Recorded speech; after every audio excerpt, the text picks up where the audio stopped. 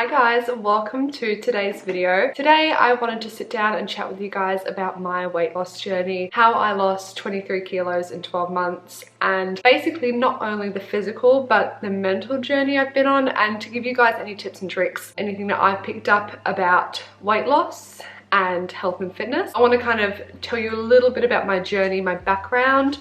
I am no one special. I'm not like a clean eating, you know, really healthy girl. I want to share the message that weight loss and health and fitness doesn't just have to be like, you know, green juice and all that kind of stuff. It's so fun, and you can eat the foods that you want to eat, and we'll get into that a little bit later. My biggest problem is rambling with these type of videos, and I actually have an appointment at 4 o'clock and it's now 3 o'clock, so we have no excuses. We are getting this done today and I will not be rambling. So let's get started into kind of just my background. I've struggled with body image for pretty much as long as I can remember. My early teen years, like 12, possibly even earlier. I can only kind of put it down to my height. Now I am 5'11", so probably not super tall now, but back when I was in school, back when I was younger, that was quite tall, and now obviously generations are getting taller. I was one of the tallest girls in my class, and obviously being a girl that's tall is like super difficult because like all the boys are short. So it was really difficult, and my thing is that I'm not a skinny tall girl. A lot of tall girls, everything kind of, you know, lengthened out and they were all skinny. I was not skinny, so therefore I kind of thought that I was not as skinny as them, and I kind of struggled with my body image as well. Throughout primary school and high school I played netball, so I was pretty active, but I wasn't, you know, the skinniest on the team. I struggled with body dysmorphia so much. Like all the girls in my netball team, both in high school and primary school, were all shorter, they were skinnier, they just had better bodies, they were prettier. So that was difficult for me because I would think that I was the fattest on the team. Even though I was fit-ish, I was lean, but I did not see it at the time whatsoever. I thought I was massive. So I've struggled with my body image for ever, and I've never ever liked what I see in the mirror, and it's, you know, been difficult. I've never really loved myself. Not saying that I do now, but I'm definitely on the journey of self-love and self-appreciation and body positivity for sure. Also, another thing I should mention is that my body type or body shape was not represented in modern media. So I have an hourglass body shape, meaning that I have a small waist and wider hips and thicker thighs. That's not generally for everyone, but I just do have thicker thighs. Back when I was younger, the body type that everyone wanted to be and everyone seemed to be, according to my brain, was skinnier, had a thigh gap, had a box gap, had abs. Obviously things have changed now. Modern media definitely accepts all types of body types, which I think is great for young girls out there growing up in this world. But for me, that's all you saw. And if you're of my generation, you will completely understand what I'm saying. All you saw were skinny girls. All the popular girls in my school were really skinny, and obviously all the boys liked them. And I just was not that body type, nor was I overweight. This is like what frustrates me, because I know I've seen photos of myself and I was not overweight. So definitely my body shape and body type not being represented in media was probably another part of me just hating what I looked like. The idea and the concept of weight loss has been something that's been very prevalent in my life for a long time. I went to the gym for the first time when I was 12. It's not super shockingly young, I don't think, but they would only let 14s and over into the gym, and I somehow got in because I put a little bit of eyeshadow on, and it obviously made me look a bit older, and I had no ID. So I remember Instagram must have just come out because I put these pictures on Instagram using Widergram and these like really washed out filters of like the gym. Oh my god, I'm so healthy. I'm 12. Another thing that I think contributed, and I put no blame on anyone for this is literally just what my childhood was, and that's the reality. I am anaphylactic to peanuts. Obviously it's more of a common thing now. I was probably one of the first generations to really have a peanut allergy so severe, and if I went to birthday party, sometimes I'd bring my own stuff, and everyone else would be eating like Rocky Road and all these sweets and chocolates and stuff like that, but I wouldn't be allowed most of them because we didn't know what was in them. But it definitely made me feel very left out. I couldn't have a lot of foods that other kids were having and that I really wanted to have. Not to mention that I have the biggest sweet tooth ever. Another thing, when I was younger, I just had this obsession with food, right? And I don't mean like Macca's or anything, I mean like sweets, like baked goods, chocolate. Like I had an obsession. My parents were really good. I wasn't like spoiled with that kind of stuff. We wouldn't have fast food all the time. We wouldn't have a lot of junk in the house, which like I'm so grateful for. Obviously things could have been a lot worse if that was the case, but we didn't have a lot of things in our house. Macca's would be like a treat every now and then. Sometimes we'd do some like baking, my mum and I, but junk food and fast food was just not on the regular. I somehow developed this obsession with food. Every game that I would play with like my friends or by myself, I would love it even more if food was involved. So like the storyline was like based around a cafe, I would like love that. Or the My Little Ponies, I would gravitate towards the food related ones. All cartoons, I would love it if it was food based. And if I would play on my own, like I'd be baking stuff and it would be food related. Like, and online games. Cake decorating ones were my favorite ones because it's food related. So I just had this obsession with food. I don't know where it's come from, but it was almost like this fantasy, like I couldn't have this stuff in real life, so I'd almost like fantasize about it. But I had a next door neighbor, and I was thinking about this earlier when I was thinking of what to say in this video, but I had a next door neighbor when I was like younger than 10, and she was like my grandmother, and I would go over to her house after school and she would mind me until mum came home from work. But we would bake together, and my dream was like to own a cafe. That was like what I wanted to do when I was younger. I wanted to own a cafe, and we'd like pretend that I had a cafe. We'd bake things together. Her, as an old woman, would have biscuits in her cupboard. I would be allowed like 1 or 2 when I would stay over. I'm telling you, I was less than 10. I was younger than 10. And I had like my first binging episode. I can only describe it as a binging episode. We'd be sitting in the living room watching Bold and the Beautiful, and I would say that I was gonna go to the bathroom. So I would go into the kitchen, very, God, I feel terrible about this, but I would very, very quietly open the cupboard, grab 2 or 3 biscuits, very quietly close the cupboard, run away with them into the bathroom, and I would sit on the toilet seat and eat them. And like it would almost be like a high. I was just like in heaven. And I would even flush the toilet to make it sound like I'd just been to the toilet, but I'd be in there for a while. And sometimes I would do it multiple times in one afternoon. So I can only describe that as like my first binge episode. Definitely was trying to eat as much as I could while I was there, because like I said, we didn't have those things at home. But that's kind of like where the food aspect of it is. If you can imagine that in my childhood and then take it to when I had financial freedom, I kind of went off the rails. It happened more so when I left school, but it did kind of happen a little bit when I moved high schools in my last 2 years of schooling. It was a public school, so the food's not as nutritious as a private school, which I was in. So they would sell these giant chocolate muffins. If you went to school with me, you know the muffins that I'm talking about. They are like that big, double chocolate muffins. So bomb. I don't even know if you would consider it a muffin because it was so big. They'd sell them, and they would also sell custard tarts. Now, custard tarts are the key to my heart and my soul. They are my favorite baked good of all time. Custard tarts, hands down. Multiple times a week, I would throw out my lunch or throw out my recess, whatever I decided, and I would get one or the other, if not both.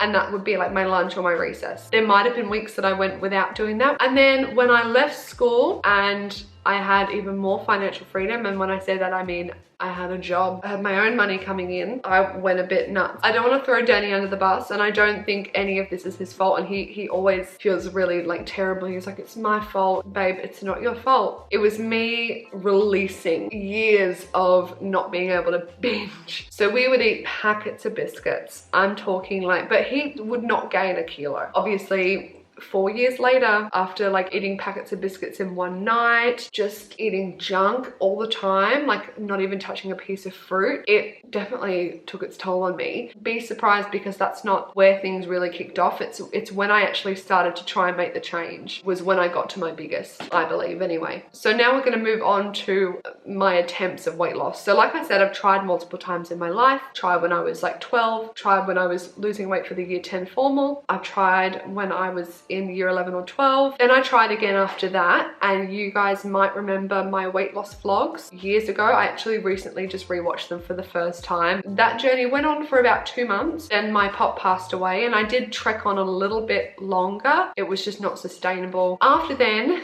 was when the fad dieting began. So the first one I tried was the keto diet. I have my opinions on the keto diet. If it works for you, it works for you. I'm not gonna lie, I did see changes very early on, but it's just way too restrictive for me. You can only have 20 to 30 grams of carbs a day, and now I'm eating like well over 150 grams. I remember having this one moment when I was eating a salad. It was literally grated lettuce, grated carrot, and a chopped up sausage. I remember eating this and I was like, man, is this life now? Is this what I gotta do? I ended up not continuing on with the keto diet. I think we tried, I say we, because mum and I did it together. I think we tried a little bit further on. We tried twice, but then we reached the last resort, like this has got to work, and that was the lady shakes, meal replacement shakes. Now we were trying to, well, I know I was trying to lose weight for my cousin's wedding. Let me tell you, I did not lose weight from them, and I don't put it down to the shakes. I'm sure if you stuck to the plan, I don't think we stuck to the plan correctly, because you're allowed 2 shakes, 1 full meal, and snacks in between. I think I didn't follow it properly. I didn't know about that actually. It ended up making things worse. I ended up developing, look, I'm not gonna say I had a binge eating disorder, but let's just say that a lot of what happened matches up with what a binge eating disorder is. That's all I'm gonna say. I'm not gonna say that that's what I had, and we can't really diagnose that. Basically what would happen is that I would have a lady shake for breakfast, water in between, lady shake for lunch, water in between. Then I would go to the gym, and then I would come home, have dinner, and then that would be it. And I consider that a good day. Put that out there that lady shakes have about 200 or so calories in them. So I wasn't eating a lot. So that would be a good day for me. I'd like really praise myself. I had a really good day when I would eat that little. Then I would have my bad days, and my bad days were bad. So would have my lady shake for breakfast, water in between, lady shake for lunch. And I work very close to a lolly shop that sells all sorts of international lollies. So I would sometimes buy a big bag of Cheetos. I'm gonna describe this in full so you can understand. If they asked me if I wanted a bag, I would get a bag so I could hide it and so no one could see what I just bought. So I would then walk back into the clinic. I kind of try and hide it, and my bag is under my desk by my feet so people can't see my bag. So I would put the bag of Cheetos in my bag, I'd open it, and every now and then I would bend down and I'd grab them. I'd never have them out. I would never allow people to see me eat from it because I didn't want people to see what I was eating. There is a certain McDonald's that I drive past on my way home, and I still drive past it to this day, but I would stop at Macca's on the way home, and this would be at like 5:30, 20 to 6. I'm not even hungry at this point, but it is just what I have to do. And I drive into the Macca's, and sometimes I switch it up, and sometimes I order a large fries and a medium fries. Sometimes I order a large fries and a small fries. Sometimes I order 2 medium fries. Sometimes I order a medium fries and a small fries. Depends on what I'm kind of feeling. And my non-negotiable was a large coffee frappe, which has an extortionate amount of calories in it, may I just say. But that would be what I would have. And I would drive home, I'd be eating it. It would be a euphoric feeling. At this point, Mum and I would have had the conversation over the phone that we don't want to go to the gym because we can't be bothered. Then I would come home and I would have finished everything. I felt gross, I feel sick. Sometimes I wouldn't finish it all. And I would put everything in the Macca's bag. On the way to the front door, I would open up the yellow bin, put the Macca's bag inside, but not only put that inside, I would take other bits of rubbish out, put the Macca's bag in and bury it under rubbish, because God forbid if anyone took the rubbish out and saw a Macca's bag on top, they would know what I had done. So I would bury it underneath so no one could ever see the Macca's bag, put the other rubbish on the top, close the lid, walk in and have a full dinner while feeling sick, full, disgusting, ashamed of myself. I would walk in, no one would know a thing, and I would eat a full dinner. Sometimes I wouldn't finish it and I'd be like, oh, I'm just not feeling hungry today. In reality, I've just had so much food, it's unbelievable. And I would feel really guilty. And then the next day I would restrict and I'd have a really good day with my lady shake. So I'd have so that was the cycle. That went on for about 5 or 6 months. Then we reached where the turning point was for me. So we went to the Gold Coast in March of 2020, just before COVID kind of broke out really terribly. And the thing that clicked it for me was the infamous before photo that I put a lot on my Instagram that was taken at Movie World. When that photo got sent out to us, I was like, seriously? But I would call myself fat all the time. I knew I wasn't skinny, but also at the same time I didn't realize that that's what I looked like. So I'm on the final 15-minute stretch, so let me get into what I did to lose the weight. So a few days after we got back, lockdown began, and I remember lying on the couch. I don't know what we were doing, but I was just lying there. Mum was sitting near me and I was kind of looking at my stomach, and this is like literally just what I said, and I was like, you know what, if I want a flat stomach, what is stopping me from having a flat stomach? Like literally, what is stopping me? And my mum was like to me, you can either come out of this lockdown, you know, feeling the same way, or you can better yourself. And I bettered myself. So on the 9th of April, a little bit before that actually, I started to do workouts in my garage, but 9th of April I stepped on the scale at 91.7 kilos. I might have been heavier in the past, but this is the first time I weighed myself in ages. Too close to 100 kilos for my liking personally, and I've never had a weight goal, like a number goal. So I just implemented healthier habits. So that day that I stepped on the scale, I really did not look back. I didn't binge again. Now I can't really tell you why I snapped out of that so easily, but I definitely didn't. I, hand on my heart, did not binge again at Macca's. I didn't do that whole spiel again, and I think it's because I wasn't restricting myself. I would make lunches for myself the night before. The other problem that I had was that I work in a shopping center, so I'm surrounded by fast food. I would rotate fast food for lunches every day.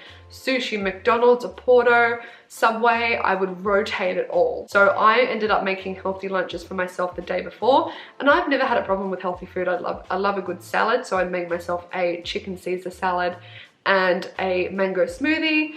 I would also make myself like a chicken avocado wrap. I would make myself all sorts of healthy dishes, but I tried to eat more fruit because I don't mind fruit. I just wasn't eating it because it just wasn't my preferred food. So I just started making little habits, didn't go straight into calorie counting or anything like that. And I do have to say, as much hate as Chloe Ting gets, she helped me lose my first 10 kilos in terms of working out. Obviously, nutrition is the main key, but I did Chloe Ting workouts every day that I had a day off. So that was 2 days off and also 2 days on the weekend. So 4 days a week I would do home workouts. So I can't help but say that she really helped me in my first few months of my weight loss, my first 6 months of my weight loss journey. So in June, I discovered counting calories and discovered what a calorie deficit was. So I figured that out, and I discovered that you can eat the foods that you love and fit them in your calorie goals. Now, definitely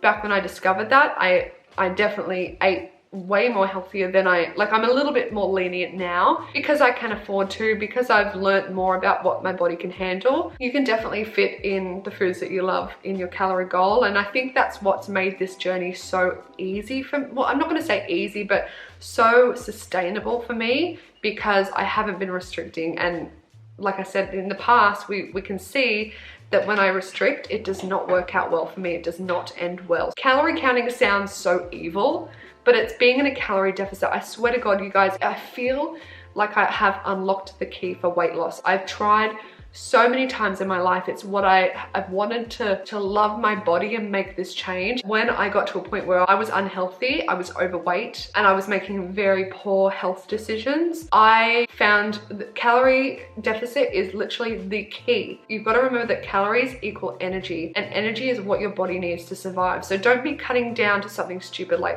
1200 calories, because that's way less than anybody needs to survive and do everyday activities. I definitely understand that now that I'm doing more weight training. Food is definitely my fuel for lifting heavy weights. So to kind of summarize my top tips for losing weight: make small changes. Don't go making big drastic changes. Make things and make healthy alternatives to things that you love. I wouldn't say go straight into calorie counting. Definitely do your research and maybe I'd say maybe 3 to 5 different calorie calculators. Make sure they're all coming up with the same number as well, to make sure everything is consistent. But I wouldn't say jump into it straight away. I'm quite glad that I started out with just experimenting with healthier foods. Chicken wraps, homemade salads, avocado and egg on toast, avocado and halloumi on toast was my staple. You know, things like that. Just dabble in healthier options, and then when you're ready to look into going into a calorie deficit, like I said, make sure you do your research. Then there's a ton of different YouTube videos out there. I definitely want to bring out my own. I'm going to start my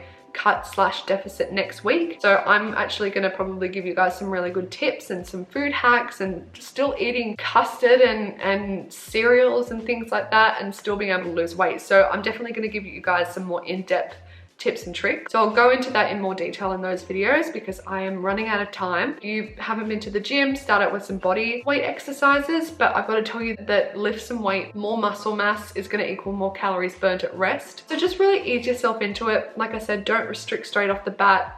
That's just going to cause more harm than good. So I think that's everything I have to say. I hope I haven't rambled on too much, but I think I've gotten all of my points and my stories and my tips out there. It might seem a little bit rushed towards the end, but I have to go. I have an appointment in 15 minutes. If you guys have any questions or anything like that, leave them in the comment section below and I'm happy to answer them. If you guys enjoyed this video, please let me know by giving it a thumbs up and letting me know what you thought down below. And if you have any video suggestions, I would love to hear them. And don't forget to subscribe, it helps support this channel. And yeah, that's all from me. I hope you guys again enjoyed this video, got something out of it, you know, learned a little bit about my journey or maybe related on some level. Overall, I just really hope you enjoyed watching. So thank you guys so much for watching, and I will see you guys next time.